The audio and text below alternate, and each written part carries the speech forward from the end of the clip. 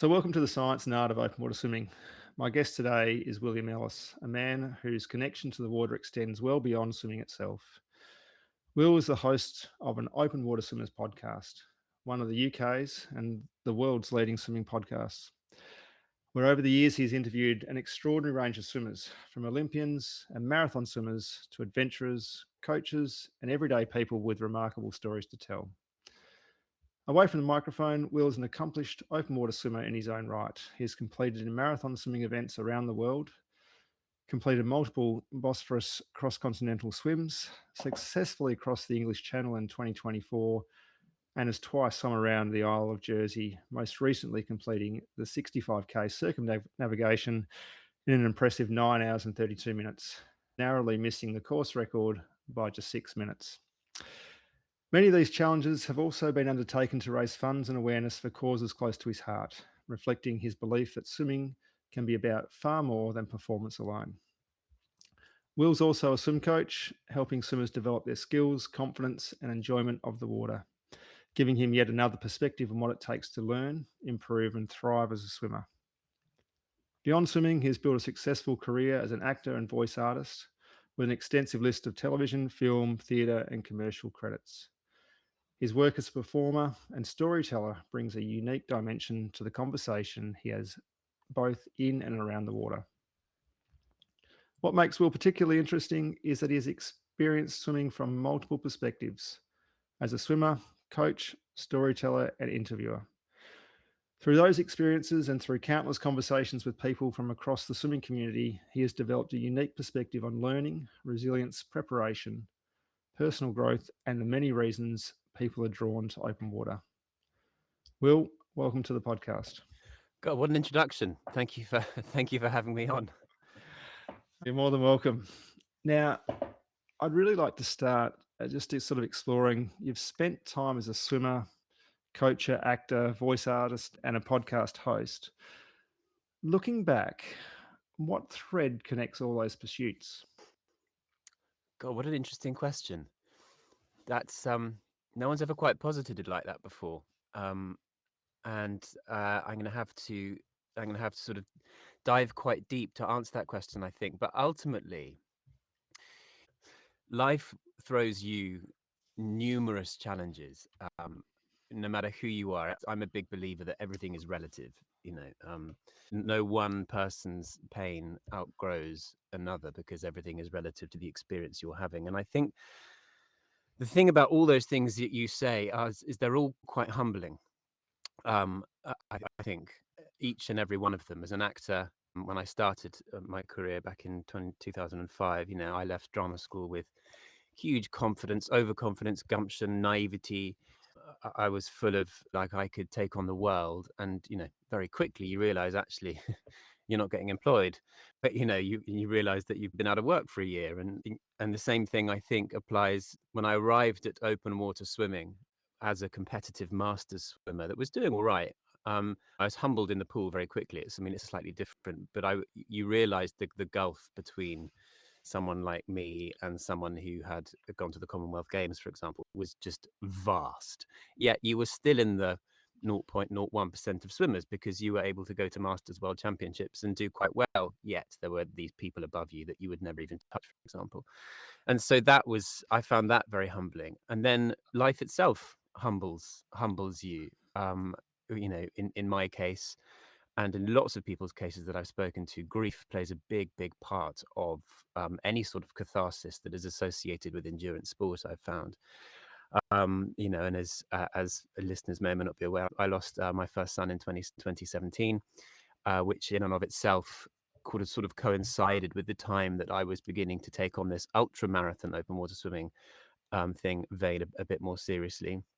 And I have a son now, my beautiful son, Odie, who has a very rare genetic condition called Mowat-Wilson syndrome, which means he's nonverbal and has severe developmental delay. He's 7. He's wonderful. I love him with every fibre of my being, but my gosh, is he hard work. So comparison being the thief of joy, my wife and I struggled for, I think, 5 years through endless rounds of IVF. And here we are as parents to an extremely disabled child. And our parenting path is by no means similar to anyone else's. But then, relatively speaking, neither is anyone else's. If you see what I mean. So, as a storyteller, it's only made my life more interesting, more dynamic. All those things are so multi-layered, but yet the thread that binds them all, I think, is quite simply, life experience, having a deeper and broader understanding of the world around you, and the humility that that brings with it, I think, is kind of a generic answer, if that makes sense. So I'd really like to explore some of those ideas as we go through today. But for someone who met you for the first time, which of those identities would you most strongly identify with today? Oh God. I think it depends exactly where I'm at. And funny enough, I was having this conversation with my wife only last week because there are moments in your life when things become more important than another. Right now, I'm preparing for an extremely long swim. Week after next, in fact, I'm hoping to swim the length of Lake Geneva, which is a 70-kilometer lake swim. So it's like swimming to France and back. And so that is front and center for me. That's where my anxiety is living at the moment. I'm pottering along with work. I'm very lucky that I sort of have a voiceover artist career that sort of keeps the bills paid. It's a bit up and down, and as a swim coach, that's a bit more regular. So, you know, in layman's terms, exactly what's next. Quite soon after this swim, complete it or not, I'm going on to a film, which is really exciting, but it's not really something I can think of at the moment. So once, I have to slightly compartmentalize. And then after that film finishes, I'll be gearing up for the next season of the podcast, which again will take more of my bandwidth. So I think I have to be slightly chameleon like. Um, and I think that helps because with that process, things percolate better rather than having all your for me, certainly having my focus entirely on one thing actually sometimes can be counterproductive. Allowing my brain the space to focus on something else actually only makes me feel better about all the other kind of pots in my life that can only be filled when you're not really focusing on them, if that makes sense. So when I go teaching as a acting coach and director, God, I'm sounding like a Swiss Army knife, aren't I? Then, I feel actually weirdly having had time away from that space allows me to be better at it because I can be more articulate and not be sort of clouded by sort of recent experiences too much. And I can draw on clearer and stronger memories of things that are more relevant, I suppose. Does that make sense? So I guess if we sort of look at that development of those skills and becoming a master at some of those skills, they generally take a while to progress and to develop. How have you learned to stay committed to a craft when progress is quite slow sometimes? Yeah, good question. And I think so. As an actor, that is my vocation. That's never going to go away now. I've been doing it for 20 years. That's always there. I'm very lucky. I have a great relationship with my agent and the people that sort of foster my career. So yes, right now it's never been worse as an actor. I think a lot of people will agree with that who don't know anything about the industry with everything that's going on in the world. Yet at the same time, it's that takes over, and having spent 20 years in the industry, you sort of have a clearer idea of what's going on, of what's working and what's not. And you have to trust that things come back. I'm by no means a master of swimming at all. Swimming is a passion and a hobby, and a space for me to think, and a space for me to become part of a community outside of something that can actually acting can become quite destructive, I suppose. If that's that's the only thing that you have within your bandwidth. Um, for me, swimming is much more community driven and much more about uh, joining a space where people are coming to and in and out of open water swimming, using it for all sorts of different reasons. And there are, as there are thousands of different swims out there that people are completing, and new swims people are doing. And it's such an exciting environment and community to be a part of because of that. And also it's a great community to sort of to hold people up, to encourage people and to get people swimming, because it's such a useful tool. And we spoke about this before you pressed record, that egos get found out very, very quickly in open water swimming, and it is a space where there are few egos, which I think is quite rare actually. within communities, certainly within sport. So for that reason, it feels the open water swimming community feels like a very safe space for people to be in, to be around, and to enjoy the sport because of that fact. Whereas, within the acting community and with lots of other communities, there can be a destructive element to it. And so, with that, what has swimming and acting maybe taught you about developing expertise over time? Oh my God, I don't know. I think so. What surprised me most as an actor was coming to teaching 10 years ago now, and I was terrified because I still have a slight imposter syndrome, which is very common for most people in most aspects of their life, as I've come to understand. Um, and as I started teaching, I began to realize actually how much I did know, how much I had learned from my professional practice and working with all sorts of weird and wonderful people at that point over the sort of 10 years of my career in film, theatre, and voiceover. And so it began to be quite affirming for me, actually, that I do have a place in this industry. Um, and I do know enough. I don't know, by no means do I know everything, and you never know everything, of course, but I do know enough to be able to impart, and that gave me great confidence and great courage. And I think transferring that over to swimming has taken a little bit longer and has happened actually largely through the podcast as I've chatted to people and realized actually we have so much more in common. So talking to, the great Sarah Thomas, and of course, I'm never going to swim the channel 4 times like she did ever, but that was what made me go, well, I might as well try it once. And through that kind of process, I began to actually take confidence in my own abilities and my own communication skills, all of which are transferable. And as an actor, there was a degree of physical training that comes with being an actor that's quite unique. And I think that's really helped my swimming over the past 20 years, being able to kind of have a better feel for the water, have an understanding of body placement in the water, much like a dancer, although I'm a terrible dancer. The training is similar in that regard. To be very, very physically aware. So that's really helped my swimming, and that's helped me understand, technique, lots of different schools of thought on technique. I'm going to use a big word now, but I really like it. The semiotics of physicality, if you like. So basically, what that means is there are many, many different ways to say the same thing. Some will land for some people, some will land for other people's. So the way you describe something, as you know from watching lots and lots of swim coaches, they all end up saying the same thing, but they say it in many, many different ways because people respond to different ways of teaching. So that's been really interesting for me to kind of to put into swimming, and also as an acting coach. I often say to students, I just throw as much mud at the wall, and some will stick for some of you, some will stick for others, but ultimately we're always reaching the same end goal. And it's the same with swimming and the mechanics of swimming. So in that regard, those parallels have been quite interesting to realize, I suppose. And so, then when you've taken on that role as teacher, going from actor to teacher, has that then given you confidence to also, after being a swimmer for a while, then to look at the opportunity to be a swimming coach?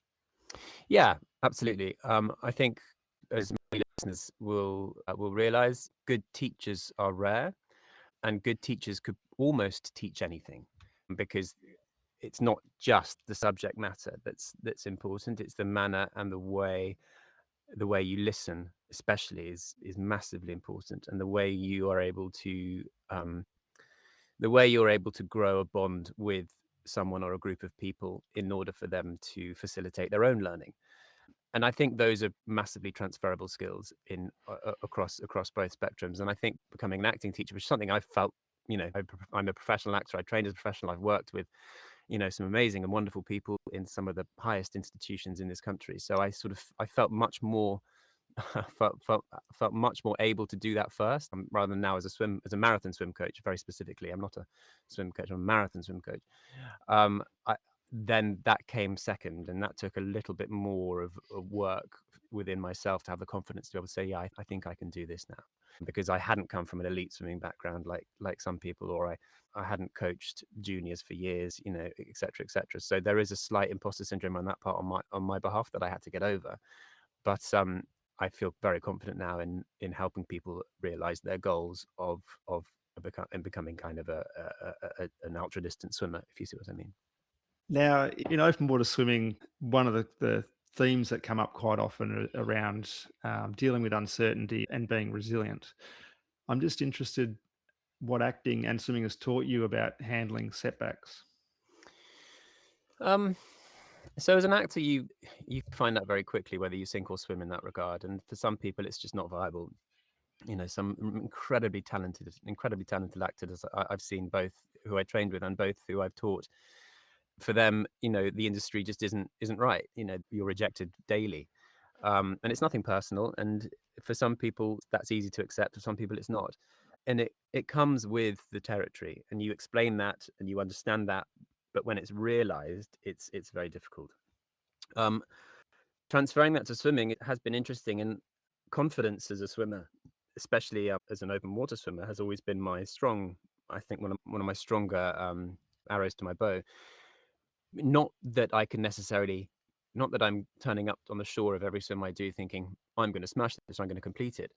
It's the knowledge that I've done the training, and it's the knowledge that if I don't make it, which very well may easily happen, fingers crossed, it won't be something within my control. So it's the relinquishing of control in that regard that I think on both careers has been something that I've used and I take with me, because you can't control what someone else is feeling or thinking as an actor. You're often not cast because you're not the right height.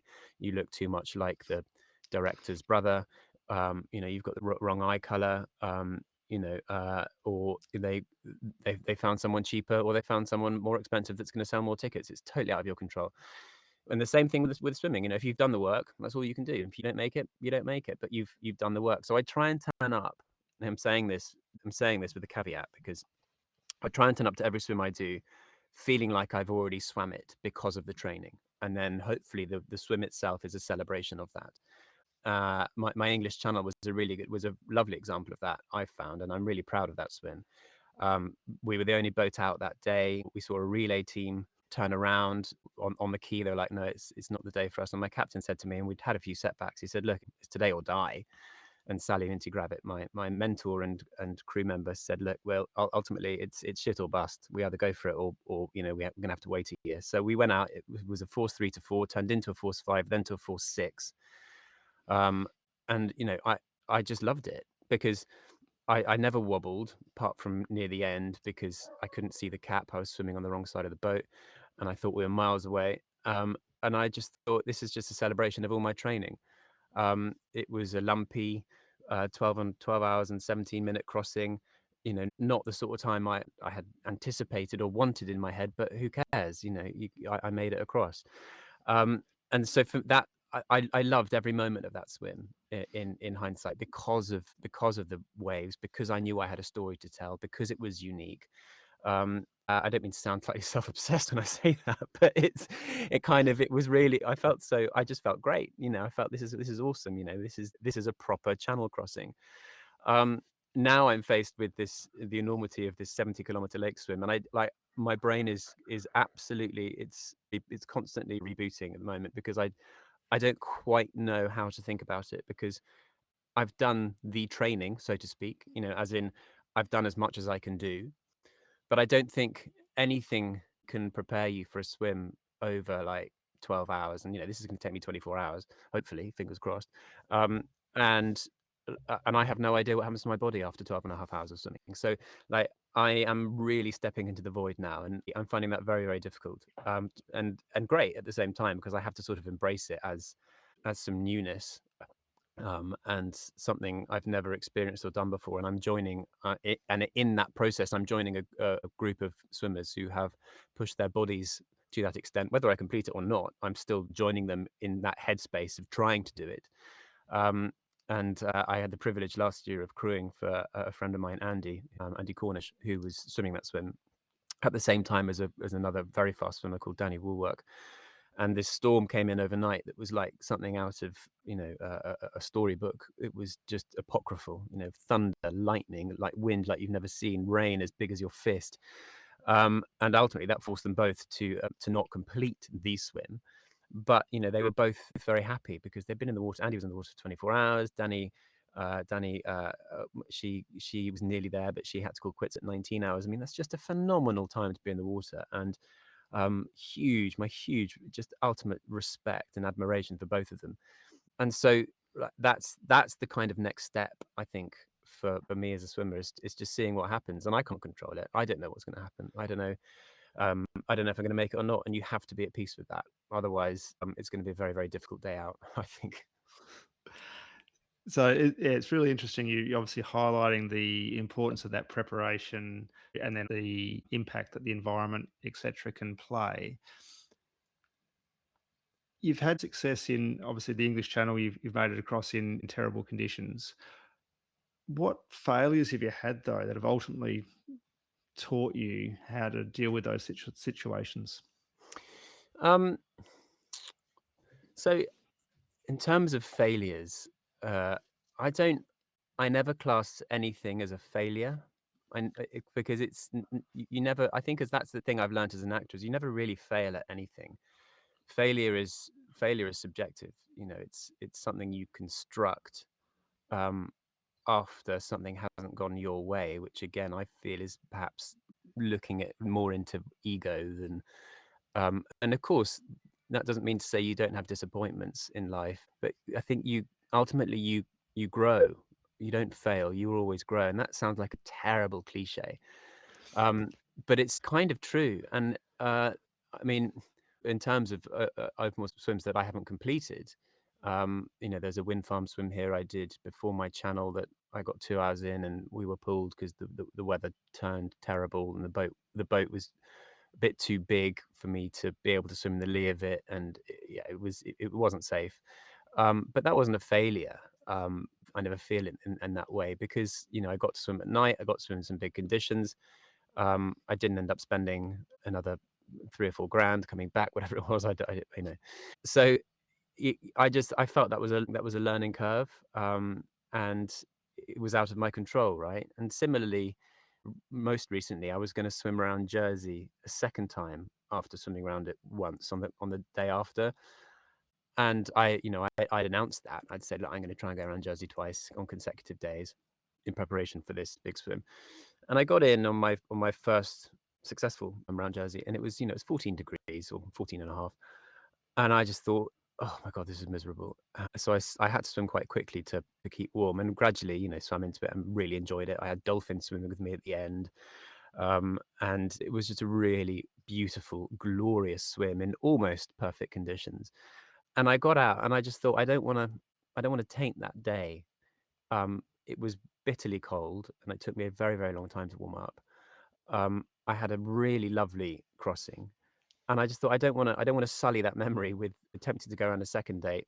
Maybe I become hypothermic because I won't be able to swim as fast, and, it just be a bit grey. So, again, I didn't take that down as a failure. I just thought, let's just package that up as a really beautiful memory with some really cool people. I had a great crew that day, Sally, Gary, and Julia, who were all brilliant to be around. And I didn't want to put myself in a position where the next day it was going to ruin a great trip. So I guess that was an innately human response, I suppose. Uh, I didn't need to, I didn't actually need to for any reason. I felt like I'd done enough that day. Um, as an actor, transferring that all back to something more professional. When things I find it more difficult as an actor, if I'm honest, to sort of use the same methodology because acting does feel more personal because you're an artist and you're making choices that are intrinsically based around your craft and your decisions. So um, I've been in some bad productions, shall we say, and again, you take those as learning curves. What stories can I bring from those? What can I learn from those? This is how I shouldn't this is sometimes watching other people, this is how I shouldn't behave. So they're all learning curves, and they're all ways to understand what situation you're in and try and grow from them, and hope that it's out of your control whether they affect your career going forward. But you just have to suck it up, I suppose, at times. I mean, thankfully, that's never happened catastrophically in that regard, but there's certainly been times where you realize you're not in something particularly kind of 5 star, should we say. So we've been talking about sort of setbacks, the confidence that you've got from some of these activities and leading into this swim in Geneva. I'm just wondering, within your conversations in the swimming community, how they've been shaped, those conversations and the challenges in your personal life. How did swimming become part of your response to those experiences? So I remember, so when we lost Dash, our first son, in 2017, obviously that's, that was the most awful thing for anyone to go through. I mean, grief is awful. Grief is terrible. However it manifests in our lives, and it will for everyone. Losing a child that you've been striving for 5 years through rounds and rounds of IVF. He was born prematurely. He survived for a week, so we had all this hope, and he died of a catastrophic brain hemorrhage. Nothing in my life, I think, will come close to that feeling and that grief and that experience. So swimming, I remember swimming quite soon after he died, after we let him go, and we were in Mallorca, and that's a whole other story. But we were in Mallorca where he had died, and I remember going for a swim and just letting out this sort of guttural scream underwater, because that's the only place I felt I could do that. Um, and swimming was always been a part of my life, but I guess from that moment on, the water and the connection that I had with the water only ever grew. And I think over time and healing and therapy, for me, the confidence of knowing that it's very unlikely shit will get that bad ever again, on a deeply personal level, has been sort of quite affirming. And my partner and I, my wife and I, we survived that together, and it's only made us stronger. And so, and we wouldn't have our beautiful son Odie, even with his limitations, without experiencing that event with Dash. And so I've learned that everything in life, again, this is a horrible cliche and incredibly obvious. Everything in life is one sequence after another. So if I had a time machine, I wouldn't go back and save Dash necessarily, because it would mean I wouldn't be where I am now with my son Odie. And the realization of that, of all the little things that have happened in your life, are what makes you now, makes you feel more present, makes you accept the present, makes you feel more alive, makes you more joyful, and less aggrieved by those things that have happened to you, because they've made you who you are. And there's an acceptance that comes with that, I think. And I think that's a kind of mantra. Bringing it back to swimming, that's kind of a mantra for training, um, because every stroke you've ever took has led you to that start line on the English Channel, or that start line on Geneva. Training isn't just the last 9-10 months of incredibly hard work. It's the last 8-9 years of building up to this moment, and whatever happens on the day happens on the day. And so I think those parallels are quite, they're kind of, what's what I'm looking for? Is it symbiotic, I suppose? No, symbiotic is where it's to the detriment of another, isn't it? But they're quite, they're running in parallel, I suppose. I think that makes sense. Yeah. So I'm curious, what was it about the water that helped in this situation? And did swimming give you something that was maybe difficult to find elsewhere? Yeah, I think it's what I knew ultimately.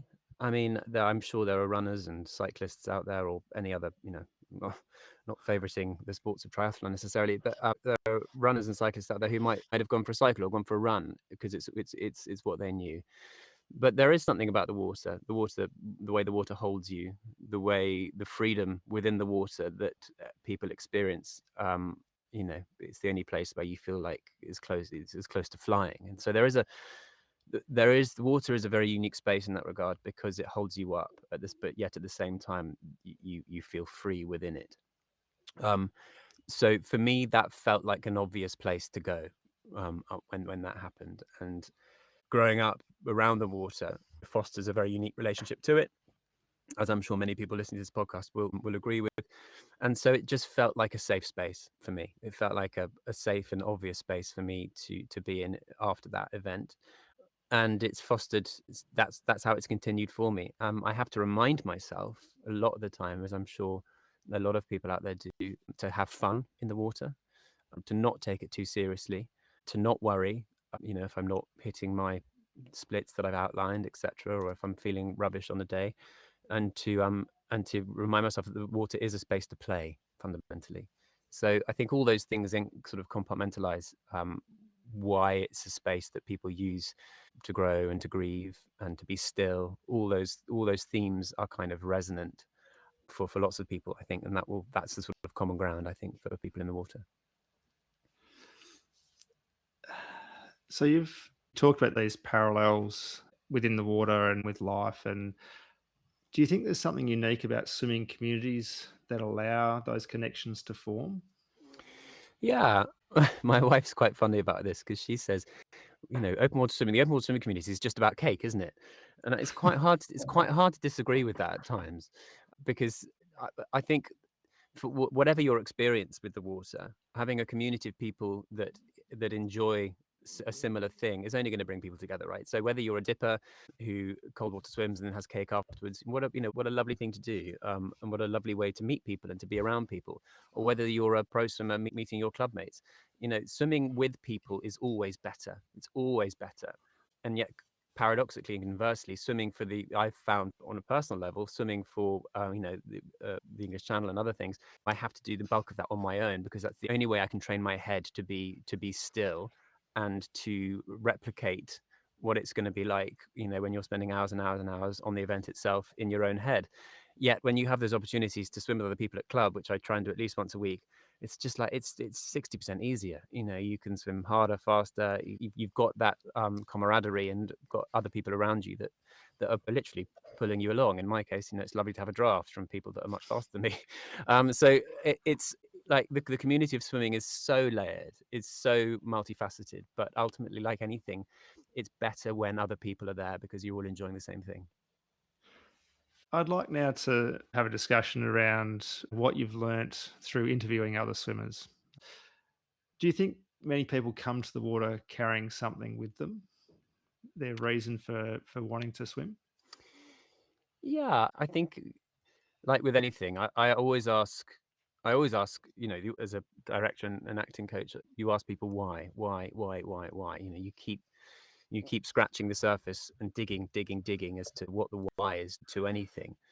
And I think the same is true with swimming. Someone will say, someone will come to me, or I'll speak to someone on the poolside, and they said, I just want to get fit. I want to get fit and feel better. And I love swimming. And actually, when you scratch behind the surface, you realise that there's a lot more going on than it just being about getting fitter or feeling better. It's usually in response to something. It's usually something a bit bigger than that. And I think once people are honest with themselves and find that why, it actually brings them closer to the water because they have a clear understanding of their relationship to it, if that kind of makes sense. God, that sounded terribly cliched, but um, I mean, look, the disparity of speaking to someone like Jamie Monaghan, Sarah Thomas, Chloe McCardle, who are like these pioneers of the marathon open water swimming community, who are doing it for all three of those people are doing it for very different reasons, and then speaking to someone who is a dipper, thematically, there are obviously huge crossovers and parallels as to why they're in the water, and it's quite a lot of the time it's a response to grief, it's a response to a life event, or it's a space to grow, or they've been inspired. We're speaking the day after the 100th anniversary of Gertrude Erdely swimming the English Channel, and all these stories that we all as open water swimmers hold up for other people because they're important and they resonate and they inspire. And so I think the common ground, is the water itself, if that makes sense. And again, I am speaking in cliches, but I think they're cliches for a reason. Everyone has their why, but ultimately the water is the space that is the common arena. That was a really cliched answer, but I think it answered your question. Uh, What do you think motivates people to continue swimming for year on year? Um, I think everyone is very, very different. And again, coming back to that, everyone has their why. Every year, there are more and more people swimming the English Channel because it is an inspiring stretch of water and a challenging stretch of water. Um, no more so than this year when we've had the hottest summer on record. The water's been warm, the weather's been relatively still. and we've had lots of successful crossings on the 100th anniversary of Gertrude Erdely, and anyone embarking on a challenge like that is, is slightly mad, because it is a mad, beautiful thing to do.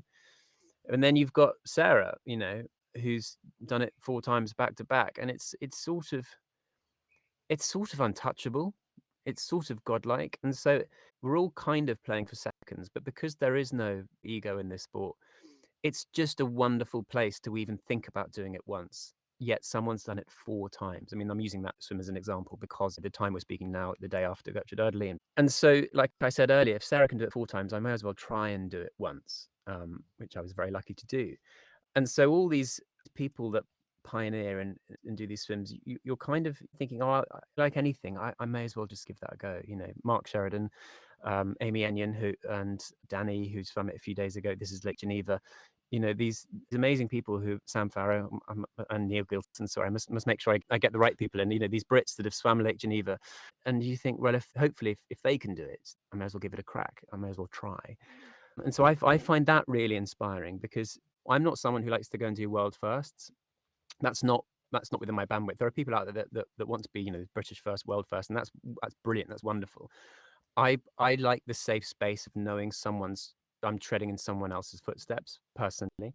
That feels safer for me. That feels like, "Oh, that's quite cool. I've tried to do something that they've done, or I've done something that they've done. That's wicked. That feels nice." You feel like you can join a small club of people. But I'm not so adventurous to think, "Well, that's not been done. I'll go and give that a crack," because that's not within my bandwidth, I suppose, or my scope of need. And I think, living by the sea as we do, we're surrounded by stories of people who are using the sea for catharsis, or using the sea to joining communities of swimmers, of dippers, in order for themselves to become better, whether that means to feel better or just to become better. Think of the wonderful Kath Ferguson, who I interviewed on, I think, season 1 maybe, who takes people into the water, specifically through the winter, in order to help their mental health. And mental health charities advocate their patients to go and spend time with Kath in the cold water. And she's had like remarkable success stories of people's lives literally being transformed by the water. So across the spectrum, I think this is a very broad answer, but across the spectrum of how people use the water, there is only positives that come out of it. Unsurprisingly, like any sort of health and well-being thing, but the water is so accessible, and we are 80-90% water, whatever it is, so it does feel like it's a strong space to grow. And now I'm curious, when you talk about all these different people that you've spoken to, has there been a guest who fundamentally changed the way you think about swimming? I think they all have, actually, in some way, whether that's a surprising parallel from my life to theirs, or whether that's just someone utterly bonkers, like your Sarah's, or I keep mentioning Sarah, or Sally Minty Gravitt, who's on the channel in every decade of her life. These are some very, very inspiring people who are endlessly motivating, because there are constantly people out there doing this sport and succeeding and excelling in this sport, and that is nothing but, I find, nothing but inspiring if it's something you love. It's not something. I think, as I said earlier, it's not a comparative feeling. I don't want to go and swim the channel in every decade of my life like Sally, but it is an incredibly inspiring motivator. So I think every guest in some way has fostered my relationship to the water, and that's why I love the podcast. That's why I keep coming back. I mean, I've spoken a lot about the women on my podcast, because I said this yesterday. Women are fundamentally better at marathon swimming than men. The statistics don't lie. There's far more success stories. But I think, speaking to someone like Andy Donaldson, who's just the nicest guy in the world, and someone who has been such a champion of our sport, and has taken on the kind of the full-time position within the sport of only kind of propping it up, moving it along, getting the right people talking about it, getting, big business interested in it. We need people like him. He's incredibly inspiring as a protagonist outside of the sport itself. He's an amazing swimmer, and he's done some incredible things, but he carries a personality that is very, very, very positive and engaging. And we need people like Andy, both in and outside of the water, in order to continue to grow the sport. So I think, it's one thing to be inspired by the swimmers themselves, but it's also another thing to watch how people behave outside of the water that I find also very, very motivating, and inspiring. Before we sort of finish, is there anything for the listeners if they want to learn some more about your work, your podcast, your coaching, or any other projects you're involved in? Where's the best place they can find you? So that's very kind. So my podcast is an Open Water Swimmers podcast. It's on Apple and Spotify and wherever you get your podcast from. That's where they can find me. And just you can Google search me. I was lucky enough to be on EastEnders for a good chunk of time. So quite a lot of quite a lot of my name is peppered by the villain I played on EastEnders that everyone hated, which was it's another story in itself. I got shouted at in the street quite a lot.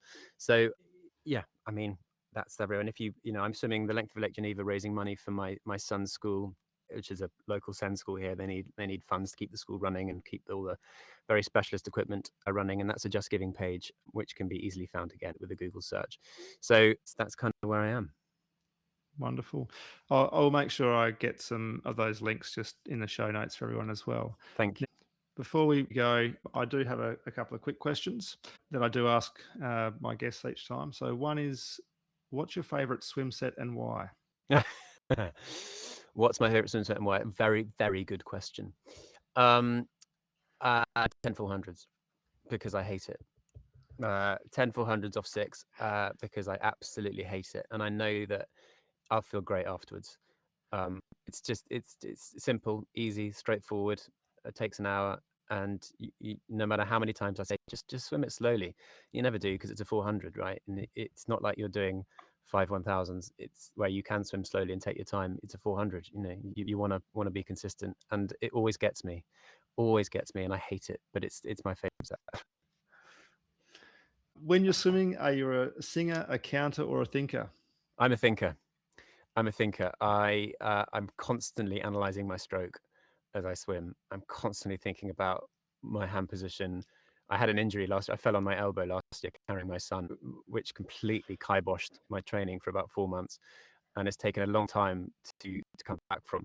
So I'm constantly thinking about not aggravating that. I'm constantly thinking about my hips. I'm constantly thinking about, my body position, my head position, you name it. So that's kind of what I'm thinking about. On the channel, mind you, I didn't. And on long swims, once that switches off, I start singing Coco Melon, the kids stuff, because it's what my son has on pretty much 24/7. So Coco Melon will come into my head quite quickly, and when that happens, I know I'm in flow state. I know I've stopped thinking about my stroke, and time will actually accelerate weirdly.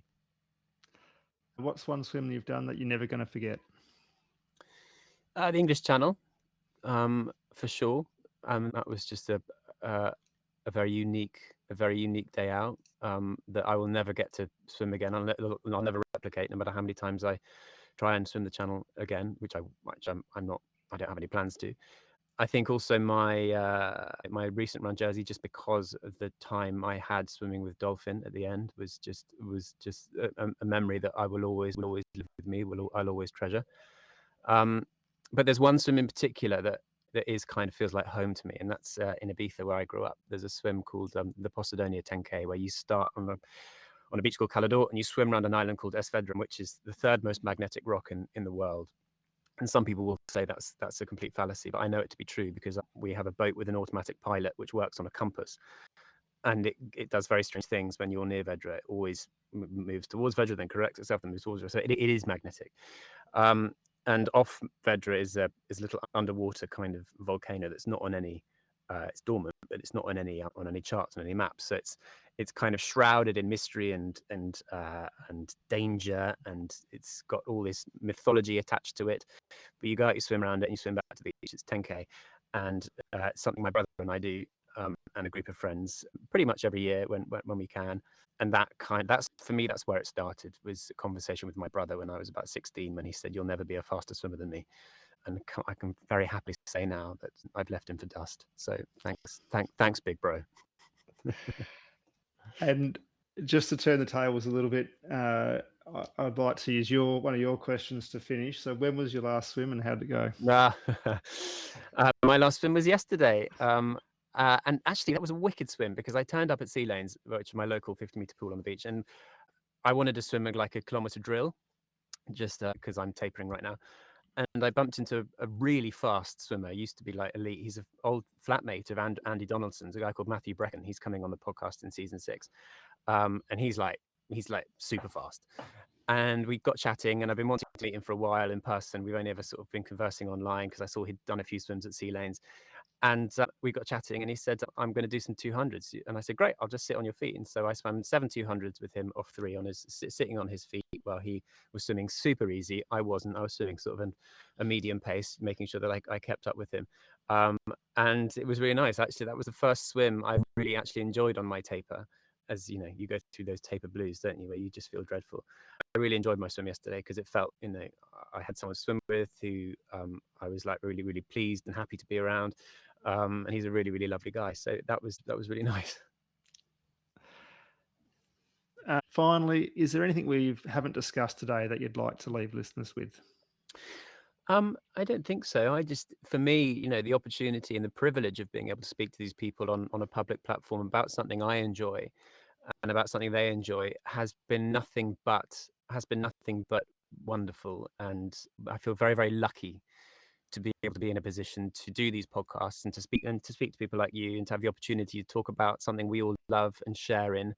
And it's surprisingly given me both the space and a place in a sport rather unexpectedly. And yeah, I feel incredibly lucky and privileged to kind of to be able to do that, really. So I have nothing but thanks, really, to continue to get to do that. So it's kind of wonderful. Well, Will, thank you so much for taking the time this morning to chat to me about your experiences within the open water and the conversations that you've had. Best of luck with your swimming in Geneva in a couple of weeks, and Thank you. hopefully yeah, I'm 24 hours. It sounds pretty amazing. Well, yeah, I mean, like all these things, big ambition, and we'll see what happens on the day. And yeah, fingers crossed. I mean, you're going to go through all the gamut of pain and worry and stress, and I just have to get on with it, I suppose, and see what happens. Excellent. Thank you very much. Thanks. All the best. Thanks for listening to the Science and Art of Open Water Swimming. As Will reminded us today, people come to the water carrying all sorts of stories, whether we're seeking challenge, healing, connection, community, or simply a little time to think. The water has a remarkable way of meeting us where we are. If you enjoyed this conversation, please follow the podcast and share the episode with someone who you think might enjoy it too. Until next time, thanks for listening, and I'll see you in the water.